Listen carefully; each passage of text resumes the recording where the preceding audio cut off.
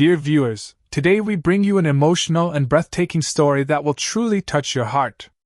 So please, watch this video all the way until the very end. Don't skip a single moment, because you won't want to miss what happens. If you enjoy this story, make sure to give it a like, and share your thoughts in the comments below. If you're new to our channel, don't forget to hit that subscribe button and turn on the notification bell so you never miss more powerful and emotional stories like this. And one more thing, let us know in the comments from which country are you watching this video? Now then, let's begin. The storm had paused the way a broken record skips, silence for a beat, then the threat of thunder waiting to crash back in.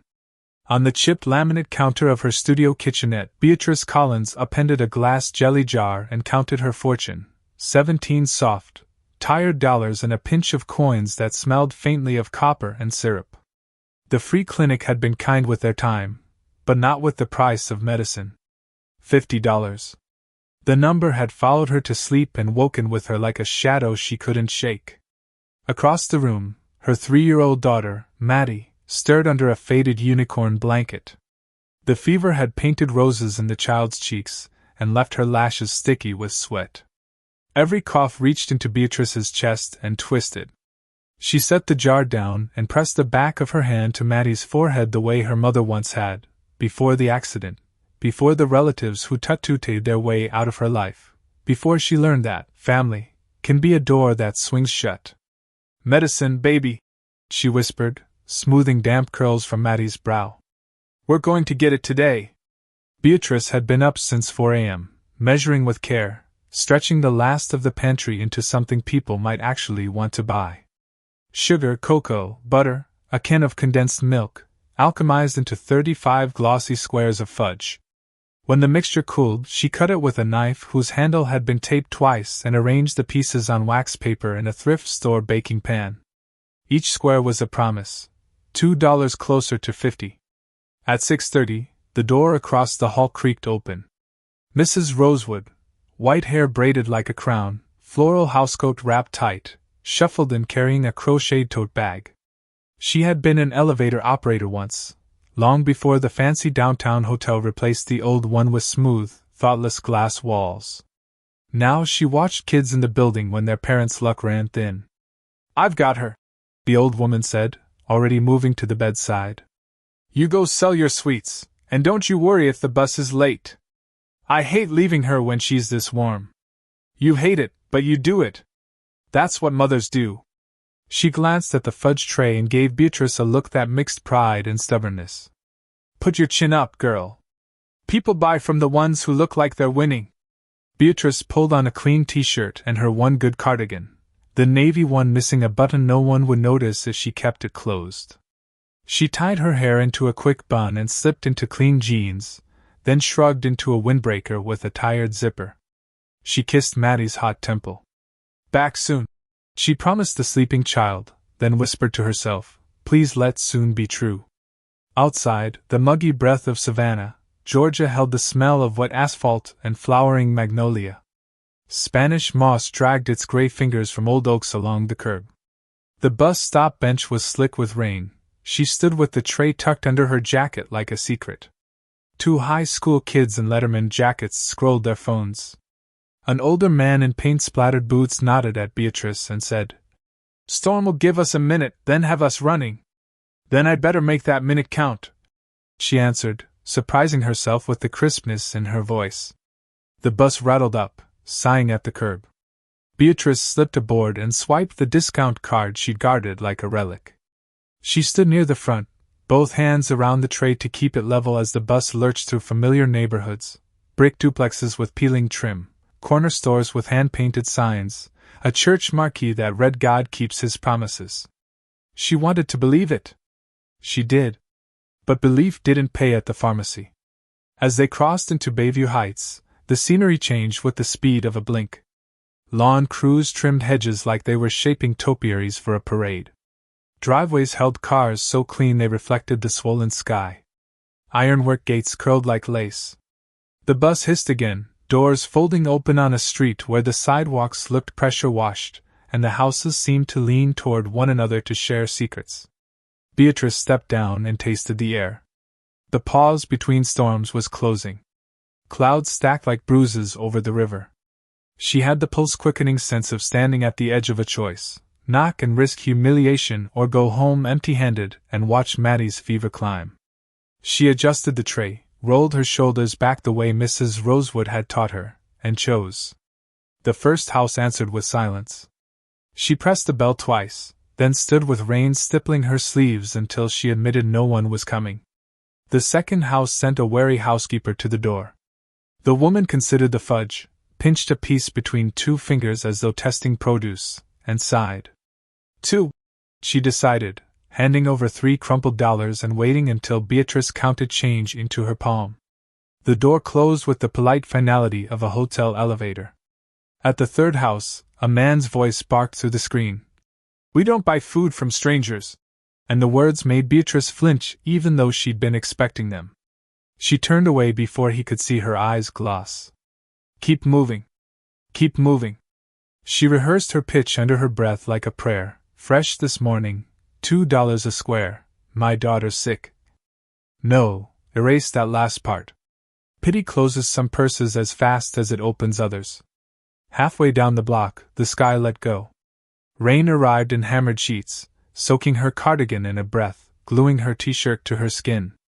She ducked her head, tucked the tray tighter, and ran. Her sneakers slapped water from the pavement. A passing SUV sent a fan of spray over her shins. The storm had weight now, sound and pressure, and the iron taste of lightning on the tongue. That's when she saw it, a mansion that looked like a movie set built to whisper old money. Wrought iron gates, a circular drive, a fountain still spilling water as if mocking the rain. The gardens were so precise they felt drawn, hedges trimmed to right angles, beds of pale hydrangea that should have been ruined by downpour but somehow weren't. The place radiated control. Fear rose with its familiar arguments. "You don't belong here, they'll call security. They'll smile and tell you to try the catering entrance around back." But desperation is the loudest voice in any room. Beatrice jogged to the call box, thumbed the bell, and flinched at the clear, musical chime echoing somewhere deep inside. She tried to look like she wasn't dripping. Impossible. Water ran down her wrists and gathered at her elbows. Strands of hair stuck to her cheek. She had never been more aware of the cheapness of her jacket, the thrift store tray papered in wax, the smallness of her pitch against the bigness of the house. Footsteps. Not the harried rhythm of a housekeeper. Slower. Heavier. The figure appeared beyond the rain-blurred gardens, tall, balanced, moving with the unstudied confidence of someone who had never needed to rush for anything in his life. Dark hair, gray at the temples, a jawline softened by grief more than time. And those eyes, green, clear, taking her in the way a person reads a letter they know will matter. He reached the gate and didn't speak right away. The rain provided the conversation, drumming on the iron scrollwork. Beatrice yanked her voice up from somewhere steady. "Good afternoon, sir. I know this is not ideal." She lifted the corner of the wax paper. "Homemade fudge. Fresh this morning. $2 a square. It would mean the world." He studied the tray, then her face. Not the quick skin that assesses and dismisses, but a look with weight in it. When he spoke, his voice had that low, even register that could settle a room. "You came out in this weather to sell candy?" "My daughter's sick," Beatrice said, the truth choosing itself. "The medicine costs 50. I have 17. She swallowed. "I don't have time to wait for the storm to pass." "How many do you have?" 28. $2 each, she repeated, and then, because humility and math often traveled together, "I can make you a deal if you take more than 10. Something in his face shifted, scarcely there, a memory washing over a rock and smoothing its edge. He took out a small remote, and the gate hummed as it unlatched. "Come inside. You're soaked." For a second, Beatrice's feet didn't move. 100 warnings flashed across her mind. Don't follow strange men, don't step into houses that smell like wealth and power, don't believe that kindness comes without cost. But another reel played alongside it, Maddie's flushed cheeks, the pharmacy receipt she could already see in her hand, the way Mrs. Rosewood's voice had steadied when she said, put your chin up, girl. Beatrice inhaled, set her shoulders, and stepped through the gate. The path was paved in creamy stone, the kind that didn't splash, and the rain softened as if the house itself repelled it. Up close, the front doors were taller than they'd seen from the street, carved wood with brass hardware warm enough to show fingerprints. The man reached for the handle, then paused, glancing at her as if to ask permission in his own home. "Thank you," she said, surprising herself with how formal it sounded, how right. He opened the door. Cool, lemon-polished air met her, carrying the whisper of a piano played earlier that day and a hint of coffee. A chandelier threw rainbows across a floor of patient marble. A curving staircase lifted toward a landing washed in light the color of champagne. Beatrice blinked, leaving a small constellation of droplets on the threshold. "Let me get you a towel," he said, already moving toward a hall closet. His voice had softened by degrees since the gate, and she realized, absurdly, that the house seemed to take its cues from him, grand but careful, precise but not unkind. She stood very still, the tray at her waist like an offering, and listened to the quiet. The kind of quiet that holds a story. The kind of quiet that knows how to ache. Behind her, thunder rolled across Savannah again, reminding her that this was just a pause. But as the man returned with a towel, white, thick, a simplicity that screamed expensive, and met her gaze with those clear, watchful eyes, Beatrice felt something else roll through her, not thunder, not fear. A shift. The sense that a door had opened that was more than wood and brass, and that crossing it would change the shape of her life in ways she couldn't yet name. She took the towel. "I really appreciate this. Let's talk about the fudge," he said, a corner of his mouth tipping in a warmth that didn't quite reach his sadness. "And what you need." Beatrice nodded, wrung a sleeve discreetly, and stepped completely inside. The door clicked shut behind her, sealing out the storm and sealing in a new, fragile possibility, medicine, safety, maybe, if she dared to imagine it, something like family. Inside, the house held its breath, cool air, lemon polish, and a chandelier that scattered light like rain broken into jewels. The man set a folded, hotel-thick towel on a console table and offered it with a small, almost apologetic nod. "I'm Edward Mason," he said. The name fit the house, crisp, established. "Let me get you out of the rain." "Beatrice Collins," she answered, adjusting the tray. "Thank you." He guided her toward the kitchen, not with a hand on her back, but with a courtesy of space, walking a step ahead, keeping doors open, slowing for her wet sneakers. The kitchen was bigger than her entire apartment, matte black ranges, warm brass hardware, and a marble island that looked like it had never seen a crumb. He set a linen trivet on the counter, as if the worn metal tray were something fragile and precious. "Coffee?" he asked. "Water would be great," she said, surprised by how dry her throat felt after the sprint from the gate. He poured from a glass bottle into a tall tumbler, then leaned his hip against the island, studying her the way a careful man checks a blueprint before the concrete sets. "How old is your daughter?" 3. "Maddie." Beatrice pressed the towel to her dripping sleeves. "Fever for 2 days. The doctor thinks it's a bad throat infection. The prescription is $50. He nodded once, the kind of nod that says I heard every piece of that sentence. "And you made all of this morning?" He lifted the wax paper's edge. The fudge gleamed, dark, clean cuts, a glossy top that caught the light. "Before dawn. Sugar, cocoa, butter, condensed milk." She smiled, the small pride of a craftsman. "It's old-fashioned. It holds up in the heat. It looks perfect," he said, and something softened at the edges of his voice. "How many do you have?" 28, sir. $2 apiece." She hesitated, then added, because honesty was cheaper than shame. "If you take more than 10, I can discount." He pulled a slim leather wallet from his pocket and laid 2 crisp hundreds on the island, face up, edges aligned. "I'll take all of them. Keep the change for the medicine and anything else you need today." The bills sat there like a sunrise, warmth, light, possibility. Beatrice's breath caught. "Mr. Mason, it's too much." "It's exactly right," he said, not unkindly. And it's Edward, please. He slid the money toward her with 2 fingers. You're not doing me a favor. I'm buying something excellent. Her fingers shook as she tucked the bills into the zipper pocket of her windbreaker. Relief rushed her so fast her knees loosened. She saw the pharmacy counter, the white bag, Maddie's flushed face cooling against the pillow. The image steadied her like handrails. Thank you, she said. The words felt thin next to what had just shifted in her day. He poured a coffee for himself, black, and for a moment neither of them spoke. The house hummed with refrigerator motors and the soft patter of rain recomposing itself on the windows. If it isn't out of bounds to ask, Edward said finally. Maddie's father. Gone. Beatrice lifted one shoulder. He left when I was pregnant. My relatives decided I'd made my bed. So it's just us. She didn't add and Mrs. Rosewood across the hall, though the older woman's steady presence warmed her thoughts. Edward's face didn't change much, but his eyes did, the way good glass shows a shadow passing behind it. I'm sorry. Life happens, she said, and meant it, though the words sometimes tasted like pennies. He took a sip of coffee. I run a construction and development firm.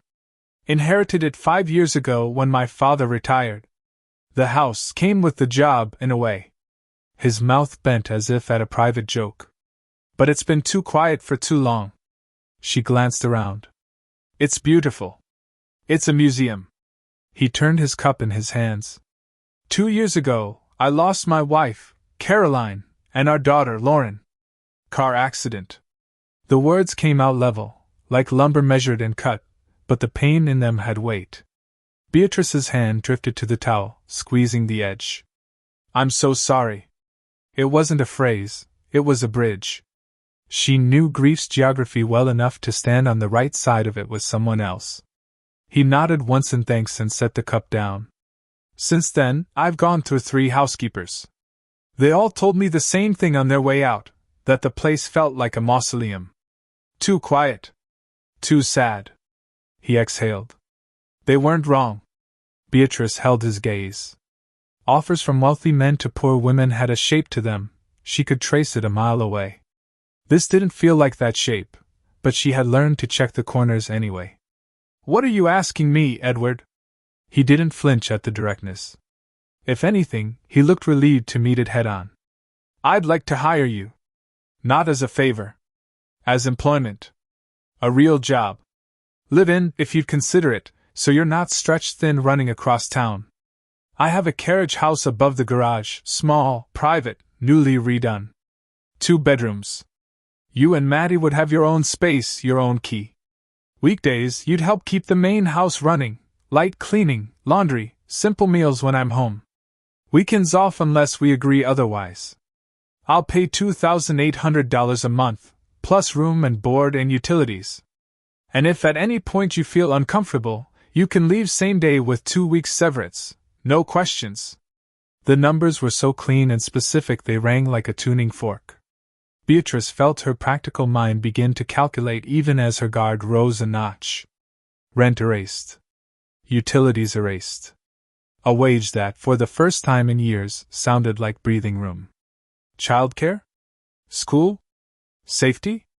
Boundaries? She set the towel down. Offers like this usually come with fine print. A girl like me only hears afterward. They don't, he said. Not this one. He straightened, as if staking his own reputation to the claim. No fine print. No expectations beyond what I've said. I can have my attorney draft a simple agreement with your terms in it as well. Pick your hours, put Maddie first. If I cross a line, you walk. I wouldn't blame you. The flood of relief from the money had made Beatrice light. The caution of survival made her heavy again. Both truths had to fit inside the same ribcage. I don't make big decisions fast, she said, more to herself than him. Maddie's routine matters. Her daycare is close to our place. And I won't move her into a house that feels like a museum of someone else's ghosts. You shouldn't, he agreed. Come see the carriage house before you decide. Bring Maddie tomorrow if she's up for a short ride after you get the medicine in her. Stay for half an hour. If you hate the way it feels, we're done. He offered the smallest smile. If you don't hate it, we'll draft something with your neighbor's input if you want. It helps to have another mother read the lines we men miss. Something in Beatrice unclenched. He wasn't trying to dazzle her past her instincts.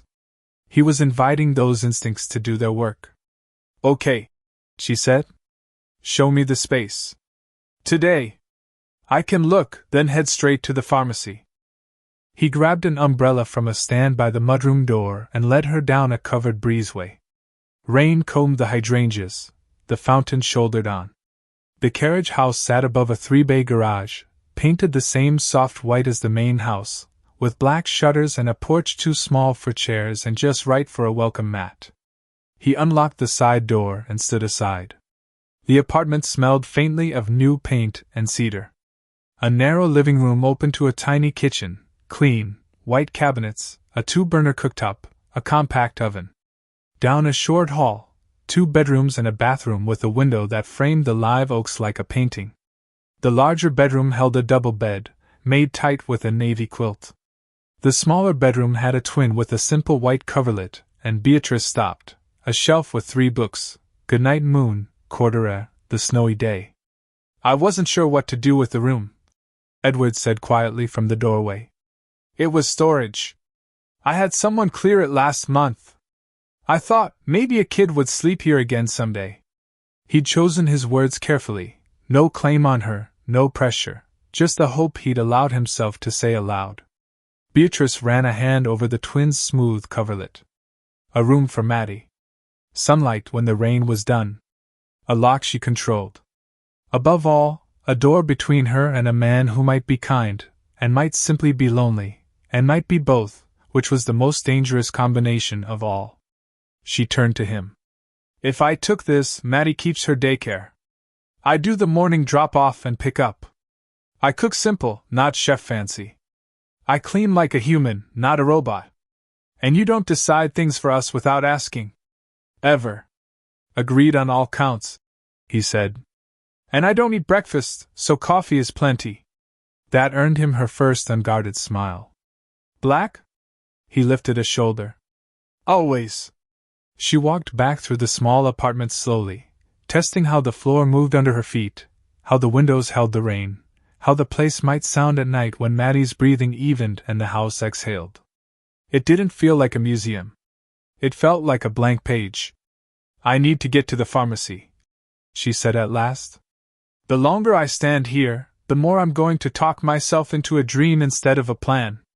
I'll drive you, he offered immediately, then caught himself. Or, sorry, may I drive you? And drop cash for groceries on the way back. You shouldn't stand on a bus with a wet tray and $200 in your pocket. Every reflex in her told her to say no. Every newer, smarter instinct said that letting a man carry something for you when you're drowning is not the same as letting him own your air. Yes, she said, surprising them both with the ease of it. Thank you. Give me 2 minutes, he said. I'll get the car. Back in the kitchen, she wrapped the fudge tray in fresh wax paper and tucked it into a grocery bag he offered.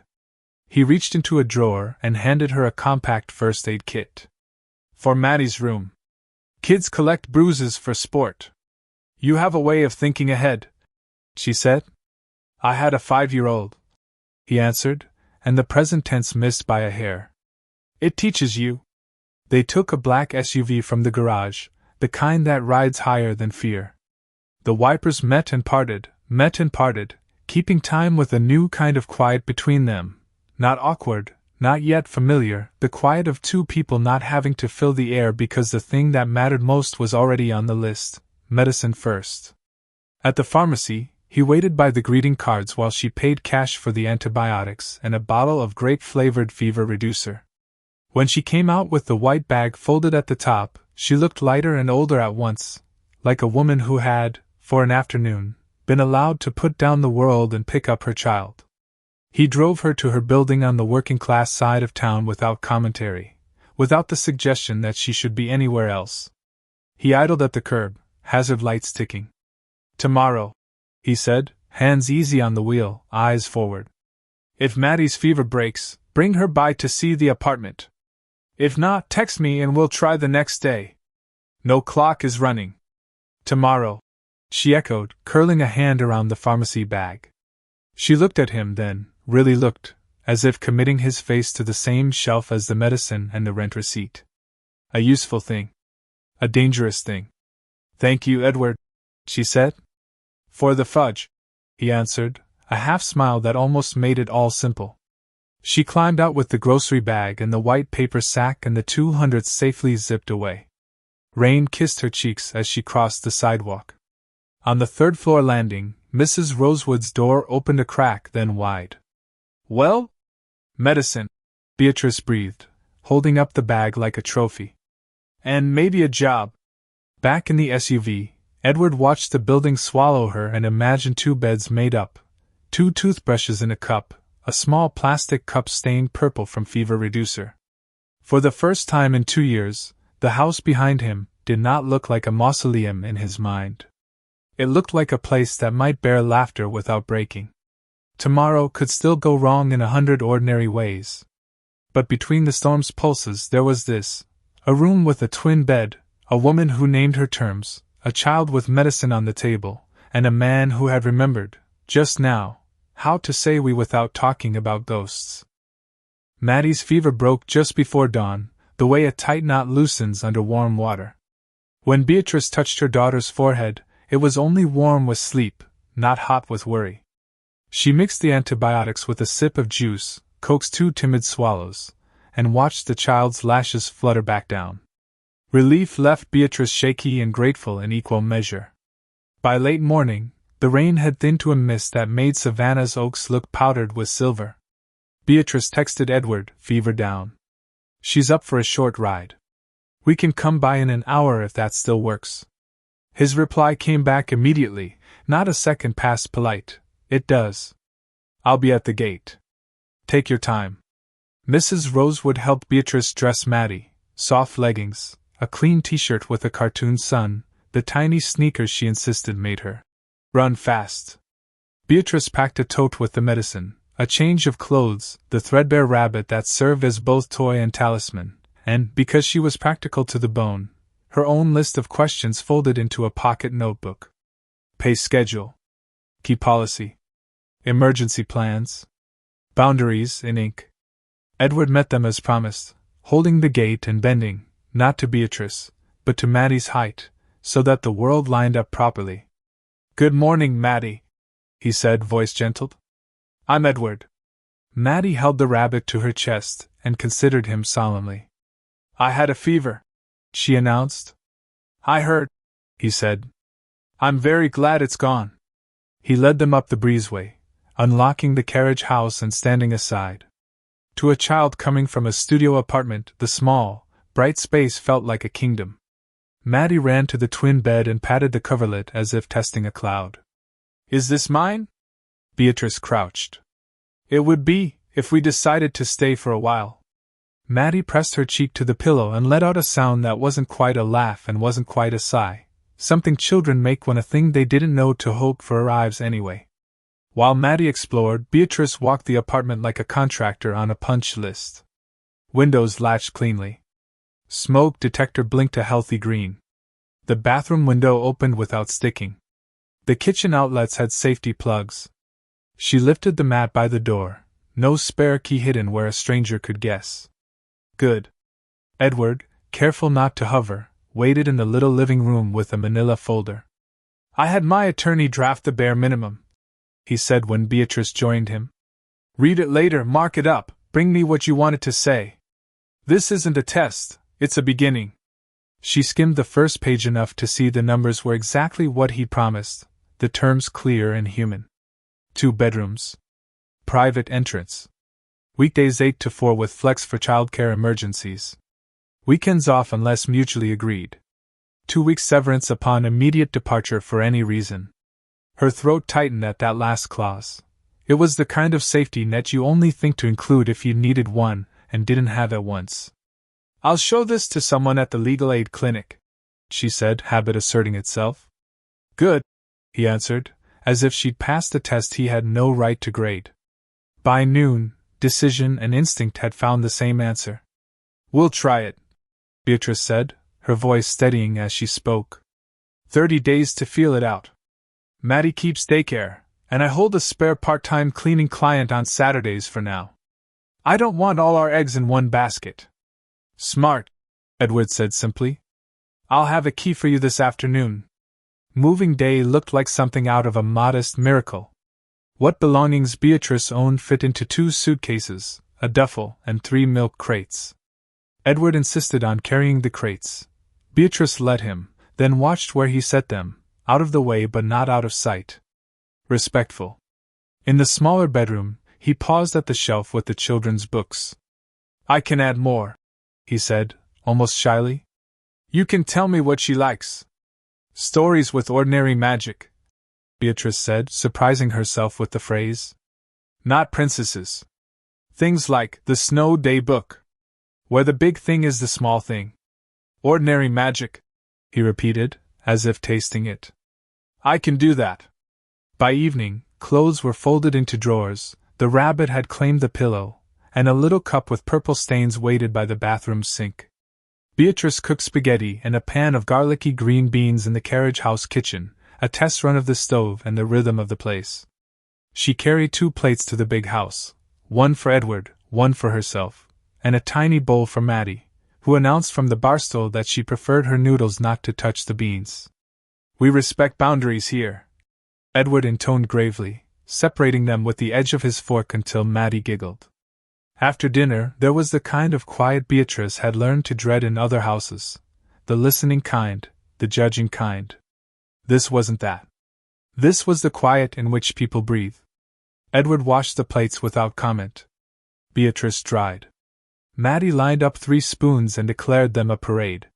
When it was time for medicine, Maddie swallowed without theatrics and tugged on Edward's sleeve. Read? He glanced at Beatrice for permission. She nodded. He sat on the twin bed and read Cordelia in a voice that gave each sentence enough space to matter. When the story ended, Maddie asked, Again? He read it again.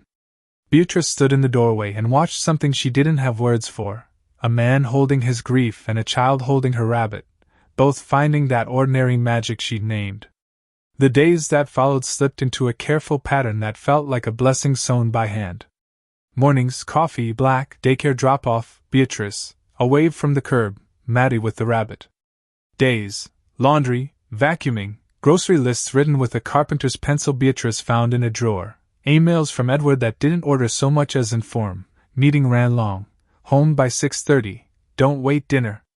Evenings, spaghetti one night, roast chicken another, grilled cheese on a third when the weather pushed heat through the walls. Nights, a book, a lamp, the sound of Maddie's breath settling. There were lines, and both of them honored them. If Edward reached for a grocery bag, he asked first. If Beatrice had an idea about the pantry layout, she ran it by him with the same professional tone she used with her Saturday client. And yet, there were also the unspoken soft places people discover when they live near one another without trying to own the other's air. When the light hit the foyer just so, Beatrice opened the windows for 10 minutes to invite it in. When Edward noticed her shoes were wearing thin at the heel, a box arrived 2 days later with the same simple sneakers in the right size. The receipt was taped to the lid with a note, if they don't work, we return them. No fuss. Maddie, untouched by adult negotiations, stitched herself into the life of the house with the cheerful persistence of a needle pulling bright thread.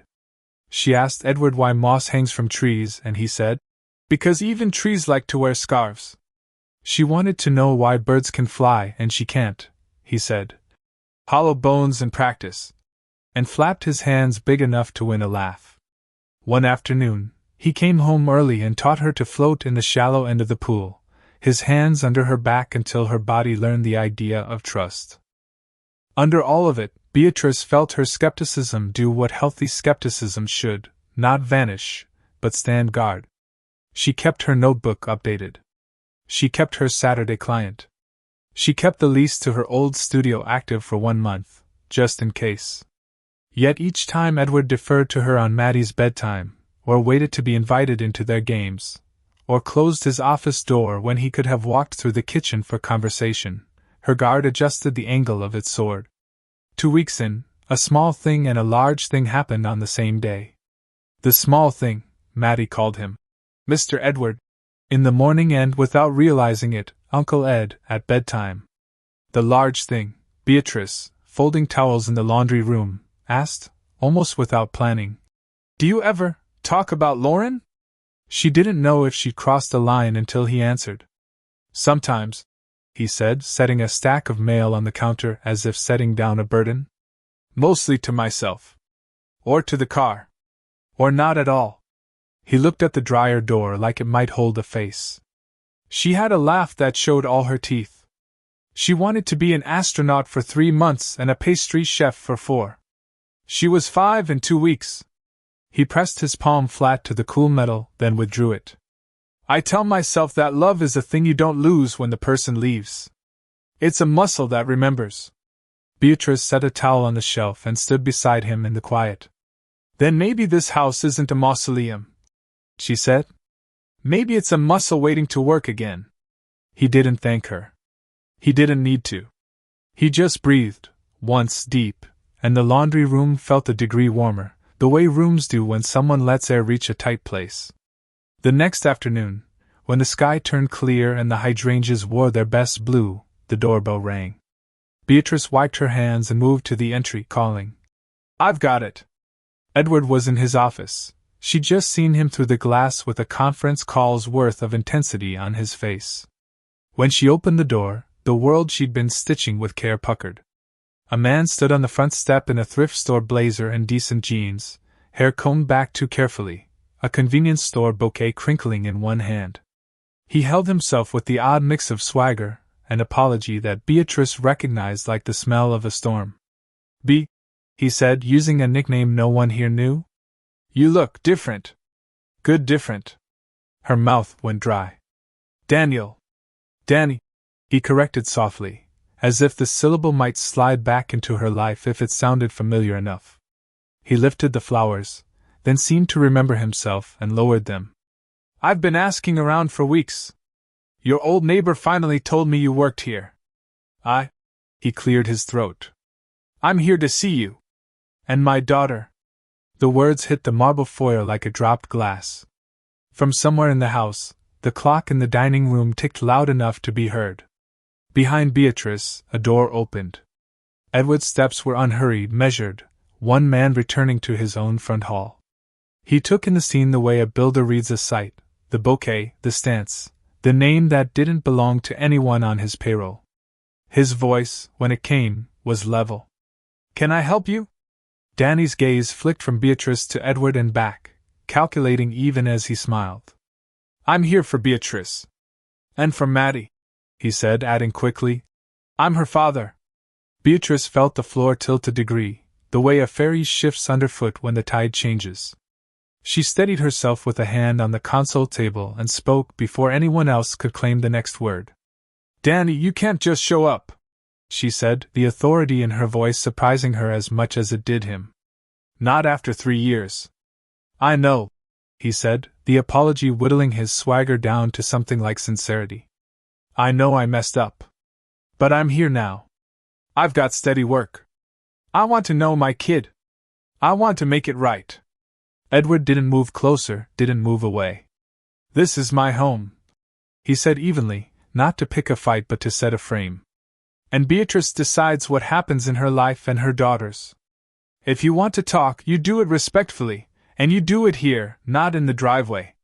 Danny's jaw worked like a man chewing on his pride. He nodded once, stiff. "Fine."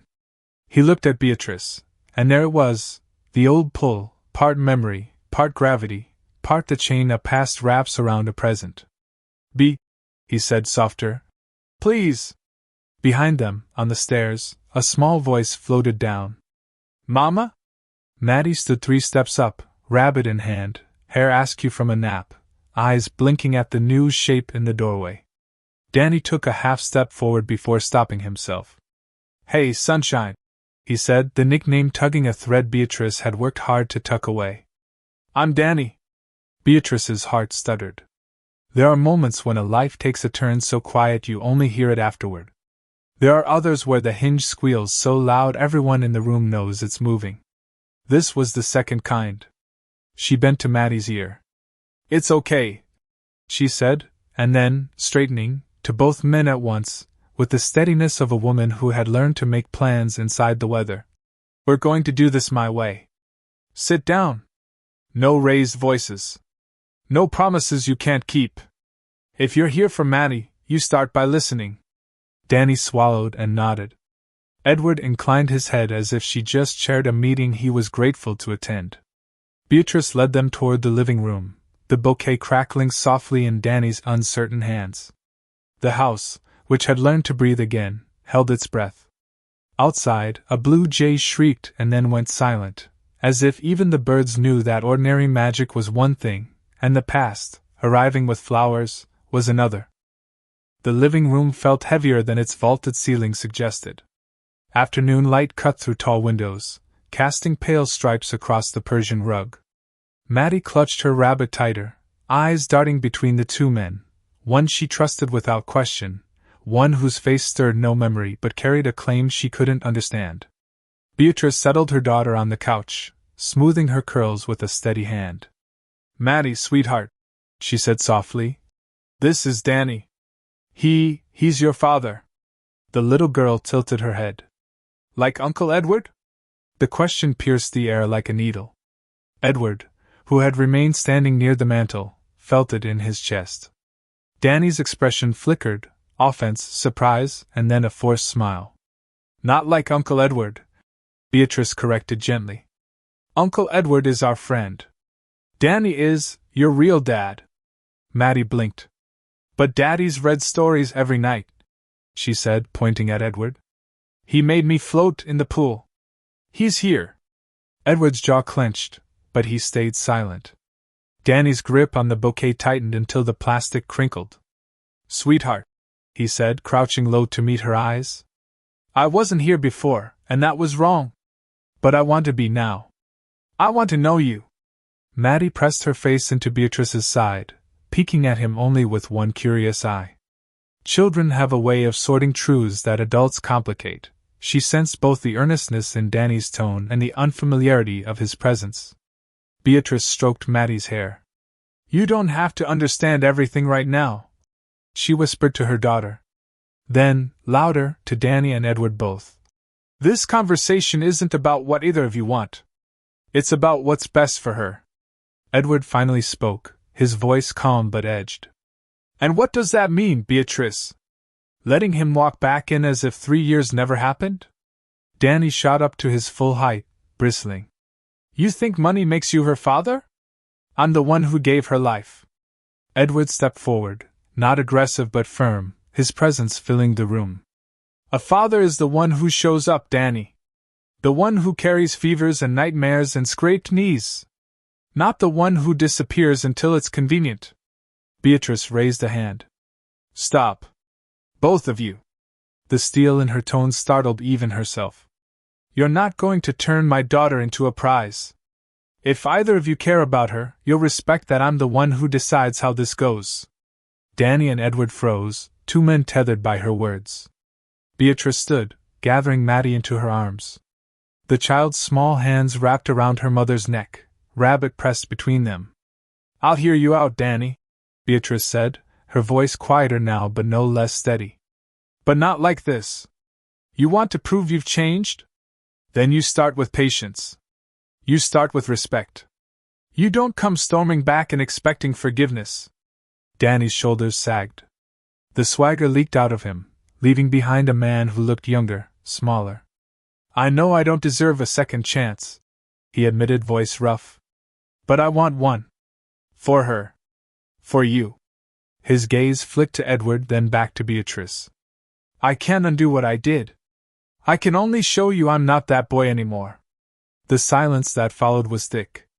Edward turned away, pretending to adjust a frame on the mantel, but his hands lingered too long, betraying the storm inside him. Beatrice carried Maddie toward the stairs. Enough for today. She needs rest, not conflict. She paused halfway up, looking back at Danny. Come tomorrow afternoon. No flowers, no speeches. Just you, showing up. If you can manage that, we'll see. Danny nodded, swallowing hard. I'll be here. When the front door closed behind him, the house seemed to exhale. Beatrice set Maddie in her bed upstairs, humming softly until the girl's eyes drifted shut. Downstairs, Edward remained by the mantel, shoulders rigid. She joined him, folding her arms. You can't speak for me, Edward. I wasn't. He stopped, shook his head. I was trying to protect you. Protect her. Beatrice's voice softened. I know. But protection isn't control. If you forget that, you're no better than him. The words cut, but they were true. Edward looked at her, really looked. This young woman who had carried a child, survived abandonment, and now stood unflinching in his $1,000,000 living room. She was not fragile glass. She was forged steel. I'm sorry, he said finally. You're right. Beatrice nodded, weary. We'll figure this out. But remember, Maddie's heart isn't a battlefield. And mine isn't either. As she left the room, Edward sank into a leather chair, the weight of her words pressing harder than any boardroom negotiation. For the first time since he'd opened his door to Beatrice in the rain, he wondered if love meant not just saving, but knowing when to step back, even if every part of him wanted to hold on. The next afternoon carried the kind of still heat that made even the cicadas quiet. Edward returned home early, his nerves a taut wire beneath the starch of his shirt. He'd spent the day pretending to review contracts, but every line blurred into the same question: would Danny show? And if he did, what would that mean for the fragile life beginning to form under this roof?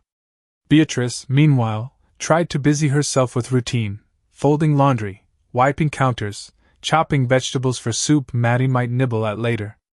But her hands betrayed her, pausing too long over each task. She had promised herself she would stay firm, that she would not let emotion or history cloud judgment. Yet the knock she anticipated carried the weight of 3 lost years. When the doorbell rang at precisely 3 o'clock, Edward was already in the foyer. He opened the door to find Danny standing there in a clean shirt, hair combed back, a small box doll in one hand. This time, no flowers, no nervous grin. Just a man trying to appear steady. May I come in? Danny asked. Edward held his gaze, then stepped aside. Beatrice is expecting you. In the living room, Maddie sat cross-legged on the rug, stacking blocks into a crooked tower. Beatrice sat nearby, a cushion behind her back, watching with the kind of focus that only mothers have. When Maddie looked up and saw Danny, she tilted her head. Hi, sunshine, Danny said softly, kneeling to her level. He set the box doll on the rug. I brought you something. Maddie's eyes flicked from the toy to her mother. Mama? Beatrice's throat tightened. It's okay, baby. You can say thank you. Thank you, Maddie murmured, taking the doll but still hugging her rabbit. Her small fingers traced the plastic packaging, but her gaze kept darting back to Edward, as though measuring safety against novelty. Danny tried again. Do you like stories? Yes, Maddie said, but added quickly, Uncle Edward tells the best ones. Edward, standing by the mantel, forced a neutral expression. His chest ached at the innocent declaration. Danny's jaw twitched, but he smiled. Maybe I could tell you one someday. Maddie shrugged in that decisive way children have, then returned to stacking her blocks. Conversation with a stranger could wait. Her tower was more urgent. Beatrice watched the exchange, weighing everything: Danny's effort, Maddie's reserve, Edward's restraint. She drew a breath. Danny, let's sit. Talk where she can still play. They settled into chairs opposite each other, the coffee table a neutral ground between them. Maddie busied herself with blocks, but her ears tilted toward the voices. I need to know something. Beatrice began, her tone measured. What's different this time? 3 years ago, you left when I needed you most. Why should I believe you won't vanish again? Danny leaned forward, elbows on knees. Because I was 20 and terrified.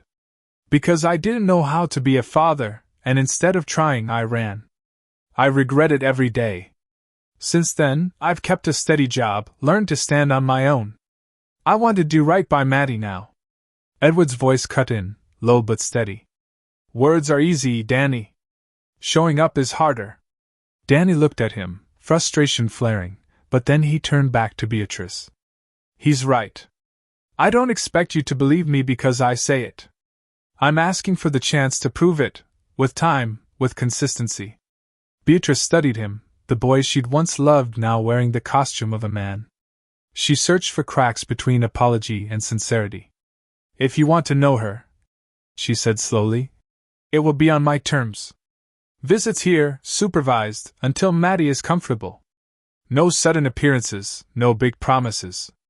Just steady presence. Danny nodded. That's fair.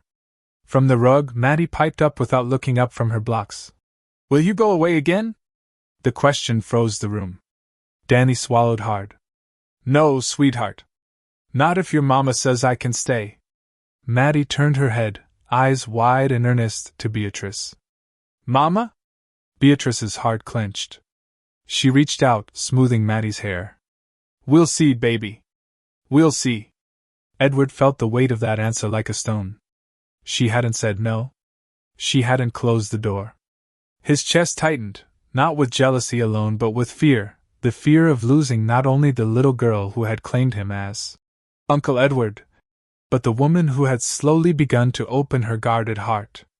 When Danny finally left that afternoon, the air in the house shifted. Maddie asked to play in the garden, her laughter bouncing between hedges. Beatrice stood at the kitchen sink, staring out at her daughter. Edward came to stand beside her, silent for a long moment. You handled it well, he said at last. Beatrice shook her head. I don't know if I did. I'm just trying to keep her safe. And myself. Edward wanted to reach for her hand, to promise that he'd never let anyone hurt them again. But he remembered her warning, protection is not control. So he said only, whatever comes next, you don't have to face it alone. She looked at him then, eyes tired but soft. I know. And in that fragile, uncertain moment, with the sound of Maddie's laughter drifting in from the garden, both of them realized that the real test had only begun. Because the past doesn't leave quietly, and the future doesn't wait for permission. Evening settled over Savannah with the thick hush of summer, cicadas buzzing in the trees, the faint smell of jasmine slipping in through open windows. Beatrice tucked Maddie into bed, smoothing the rabbit beneath her arm. Mama, the little girl whispered, drowsy but curious. Is that man really my daddy? Beatrice hesitated, heart caught in her throat. Yes, sweetheart, she said softly. He's the one who gave you life. But Uncle Edward reads me stories. He makes me feel safe. Beatrice kissed her daughter's forehead. Sometimes, love makes families in different ways. You'll understand more when you're older. Maddie seemed satisfied enough, drifting into sleep with the kind of trust only children can give. Downstairs, the house felt different, quieter, heavier. Edward sat in the living room with a glass of untouched whiskey, staring at the ice as it melted into amber water. He looked up when Beatrice entered, her hair pulled back, tired shadows beneath her eyes. You're worried, she said gently. I'm furious, Edward admitted. Not at you. Not even entirely at him. At the fact that he thinks he can just walk back in and rewrite history. He set the glass down with a sharp clink. I can't stand the thought of Maddie being disappointed again. Beatrice lowered herself onto the opposite chair, folding her hands in her lap. That's my fear too. But I can't erase him from her life. She deserves the chance to know who he is, even if he fails again. She'll know it wasn't because I kept her from him. Edward leaned forward, elbows on his knees. And if he decides he wants more? Custody rights to drag you through courts? Beatrice's voice didn't waver. Then I'll fight. But right now, Maddie needs calm. She needs to feel safe here. If you want to help, then stand beside us without trying to control us. Her words cut deep, but Edward nodded slowly. I hear you. When I saw him here talking about taking care of you both, I wanted to tear him apart. Because the truth is, Beatrice, you and Maddie. He broke off, searching for words. You've become my family. And I can't lose that. The silence that followed pulsed with something raw and unfinished. Beatrice's eyes softened, but she shook her head. Family isn't claimed by force, Edward. It's built, day by day, choice by choice. You've been here. That matters. But don't push me to name what this is before I'm ready. He exhaled, long and unsteady, then nodded. I'll wait. As long as it takes. For a moment neither spoke. The ticking of the clock filled the space between them. Then Beatrice rose. I should rest. She paused at the doorway, glancing back. Thank you for caring. Just let me breathe. Edward remained alone, staring into the quiet. He knew he had crossed a line with Danny earlier, letting jealousy and fear tighten his grip. He also knew that Beatrice was right. Love could not be demanded. It had to be offered and accepted freely. Upstairs, Beatrice lay awake long after Maddie had drifted into dreams. Her mind replayed the day, the earnestness in Danny's voice, the storm in Edward's eyes, her own daughter's innocent confusion. She realized she stood at the edge of a choice that would shape all their lives. The past had returned, the present was testing her, and the future waited, heavy with possibility.